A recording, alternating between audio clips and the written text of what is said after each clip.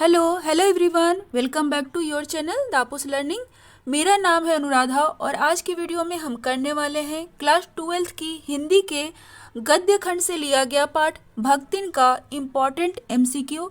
तो वीडियो को पूरा देखिए और अभी तक चैनल को सब्सक्राइब नहीं किया है तो फ़ौरन कर लें। तो चलिए शुरू करें।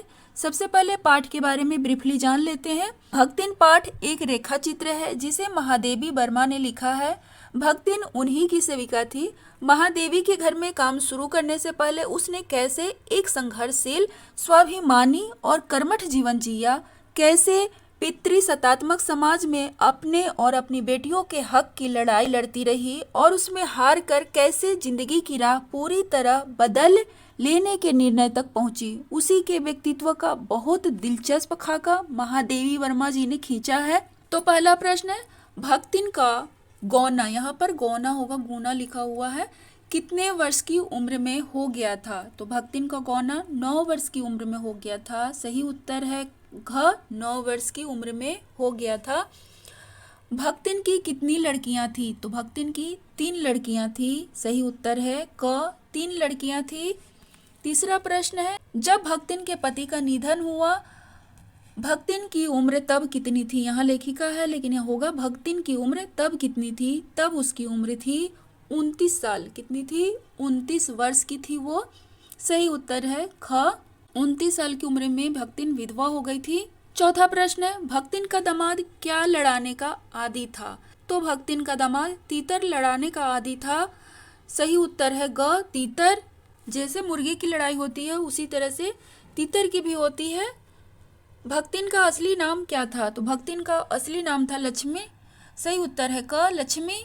छठा प्रश्न है, सेवा धर्म में भक्तिन अपना मुकाबला किस भगवान से करती थी? तो सेवा धर्म में भक्तिन अपना मुकाबला हनुमान जी से करती थी। जैसे हनुमान जी राम जी की सेवा करते थे उसी तरह से भक्तिन अपनी मालकिन महादेवी वर्मा की करती थी। तो सही उत्तर है घ, हनुमान जी की। सातवां प्रश्न है, भक्तिन पाठ किसके द्वारा रचित है? तो भक्तिन पाठ आपको पता चल ही गया होगा, महादेवी वर्मा द्वारा रचित है। सही उत्तर है क, महादेवी वर्मा ने लिखा है। भक्तिन का कद कैसा है? तो भक्तिन का कद छोटा है। सही उत्तर है ख, छोटा। नौवां प्रश्न है, भक्तिन सेवा धर्म में किससे स्पर्धा करने वाली है? तो सेवा धर्म में हनुमान जी की स्पर्धा करने वाली है। तो सही उत्तर है क, हनुमान जी की। 10वां प्रश्न है, भक्तिन का वास्तविक नाम क्या था? तो भक्तिन का वास्तविक नाम था लक्ष्मी। सही उत्तर है घ, लक्ष्मी। 11वां प्रश्न है, भक्तिन कहाँ की रहने वाली थी? तो भक्तिन झूसी की रहने वाली थी। एक गांव का नाम है। सही उत्तर है ग, झूसी। 12वां प्रश्न है, भक्तिन का विवाह किस आयु में हुआ था? तो भक्तिन का विवाह 5 वर्ष की आयु में हुआ था। सही उत्तर है क, 5 वर्ष की आयु में हुआ था। 13वां प्रश्न है, भक्तिन का गौना किस आयु में हुआ था? तो भक्तिन का गौना 9 वर्ष की आयु में हुआ था। सही उत्तर है ग। प्रश्न है, भक्तिन की बेटियां किसकी घुघरी चबाती थी?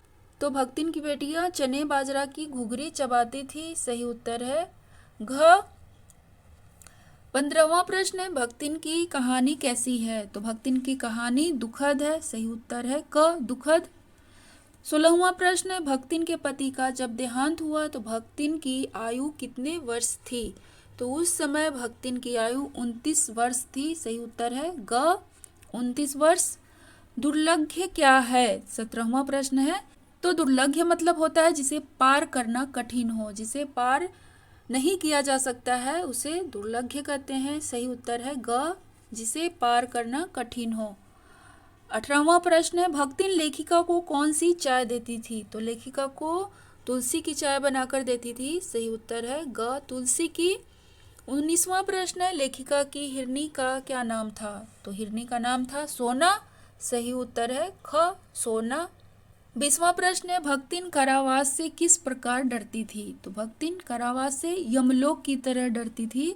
जैसे यमलोक जाने से लोग डरते हैं उसी तरह से भक्तिन जेल को देखकर डर जाती थी। सही उत्तर है क, यमलोक की तरह। 21वां प्रश्न है, भक्तिन की कितनी बेटियां थी? तो भक्तिन की 3 बेटियां थी। सही उत्तर है ख। इसमें बहुत सारे ऐसे प्रश्न हैं जो रिपीटेड हैं, फिर भी कोई बात नहीं, आपका रिवीजन हो जाएगा। 22वां प्रश्न है, महादेवी वर्मा का जन्म किस सन में हुआ था? तो महादेवी वर्मा का जन्म 1907 ईस्वी में हुआ था, तो सही उत्तर है ग 1907 ईस्वी। 30वां प्रश्न है, महादेवी वर्मा को स्त्रियों का क्या करना अच्छा नहीं लगता था? तो उनको स्त्रियों का सिर घुटाना अच्छा नहीं लगता था, सही उत्तर है ख। सिर घुटाने का मतलब होता है सिर का पूरा बल हटा लेना, यानी टकले हो जाना। पहले जब स्त्रियां विधवा होती थी तो उनके सारे बाल मतलब हटा दिए जाते थे, उनका मुंडन कर दिया जाता था। यह बात महादेवी वर्मा को बिल्कुल भी पसंद नहीं था। 24वां प्रश्न है, महादेवी वर्मा का निधन किस वर्ष हुआ? तो उनका निधन 1987 ईस्वी में हुआ था, सही उत्तर है क। 1907 ईस्वी में उनका जन्म हुआ था और 87 में निधन। होप कि आपको याद रहेगा।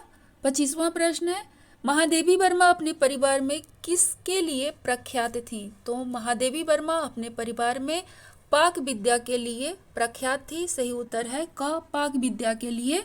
हालांकि उनको बहुत सारी चीज़ें स्वास्थ्य संबंधी परेशानियों के कारण नहीं खाना होता था, लेकिन वो खाना बहुत अच्छा बनाती थी और यह बात उनके परिवार के सभी लोग जानते थे। 26वां प्रश्न है, महादेवी वर्मा को यामा पर कौन सा पुरस्कार मिला था? तो यामा पर उन्हें ज्ञानपीठ पुरस्कार मिला था, सही उत्तर है ग, यामा पर उन्हें ज्ञानपीठ पुरस्कार मिला था। 27वां प्रश्न है, भारत सरकार ने महादेवी वर्मा को किस अलंकरण से सम्मानित किया? तो उन्हें पद्म भूषण से सम्मानित किया था भारत सरकार ने, सही उत्तर है ख, पद्म भूषण। 28वां प्रश्न है, भक्तिन क्या नहीं बन सकती? तो भक्तिन कठोर नहीं बन सकती, सही उत्तर है क, कठोर नहीं बन सकती। 29वां प्रश्न है, पति का दादा कौन सा ससुर कहलाता है? तो पति का दादा अजिया ससुर कहलाता है, सही उत्तर है ख। 30वां प्रश्न है, भक्तिन की जेठानियां बैठकर कैसी चर्चा करती थीं? तो भक्तिन की जेठानियां बैठकर लोक चर्चा करती थी, इधर उधर की चुगलखोरी करती रहती थी, इसलिए लोक चर्चा, सही उत्तर है ग। 31वां प्रश्न है, भक्तिन के पति का देहांत किस आयु में हुआ था? तो भक्तिन के पति का देहांत 36 वर्ष की आयु में हुआ था और भक्तिन की आयु उस टाइम 29 साल थी, सही उत्तर है घ, 36 वर्ष। 32वां प्रश्न है, बड़े जिठौत का साला क्या करता था? तो बड़े जिठौत का साला तीतरबाजी करता था, सही उत्तर है ख, तीतरबाज था। 33वां प्रश्न है, भक्तिन की वेशभूषा में किसका मिश्रण था? तो भक्तिन की वेशभूषा में गृहस्थ बैरागी का मिश्रण था, सही उत्तर है ख, गृहस्थ बैरागी का। 34वां प्रश्न है, भक्तिन किससे डरती है? तो भक्तिन कारागार से डरती है, कारागार मीन्स होता है जेल, सही उत्तर है क, कारागार से डरती है। 35वां प्रश्न है, भक्तिन के प्रभाव से लेखिका आज है क्या है?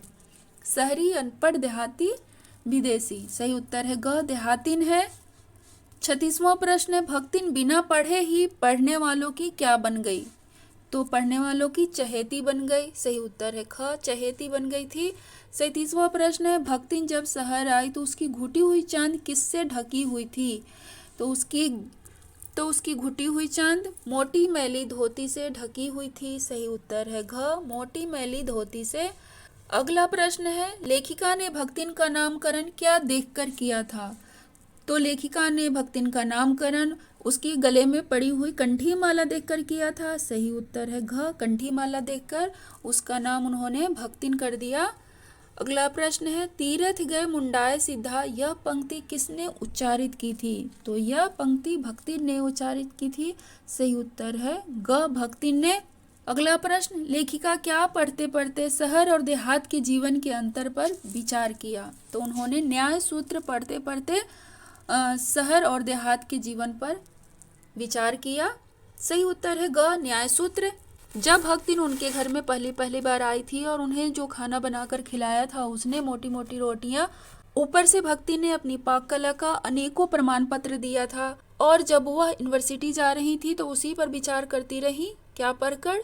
न्याय सूत्र पढ़कर। अगला प्रश्न है, महादेवी वर्मा के तकिए पर कौन सिकुड़ कर सो जाया करता था? तो गोधूली सिकुड़ कर सो जाया करती थी, सही उत्तर है ख। बात यह है कि लेखिका को तरह तरह के पशु पक्षी पालने का बहुत शौक था और गोधूली भी उन्हीं में से एक थी। अगला प्रश्न है, भक्तिन की विचित्र समझदारी की झलक विद्यमान थी, किस चीज में विद्यमान थी? उसकी छोटी आंखों में विद्यमान थी, सही उत्तर है ख, छोटी आंखों में। अगला प्रश्न, भक्तिन की जेठानियों की बालों, यहाँ बालों है लेकिन होगा बातों की तुलना किससे की है? तो लेखिका ने भक्तिन के जेठानियों के बातों की तुलना काक भुसुंडी से की है। सही उत्तर है ख, काक भुसुंडी से। 39वां प्रश्न है, भक्तिन पाठ के आधार पर पंचायतों की क्या तस्वीर उभरती है?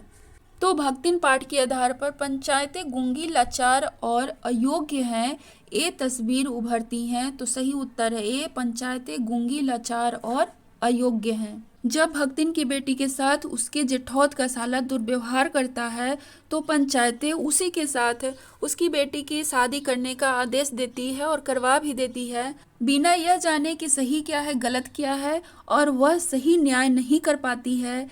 इसी आधार पर पंचायतों को गूंगी, लाचार और अयोग्य कहा गया है।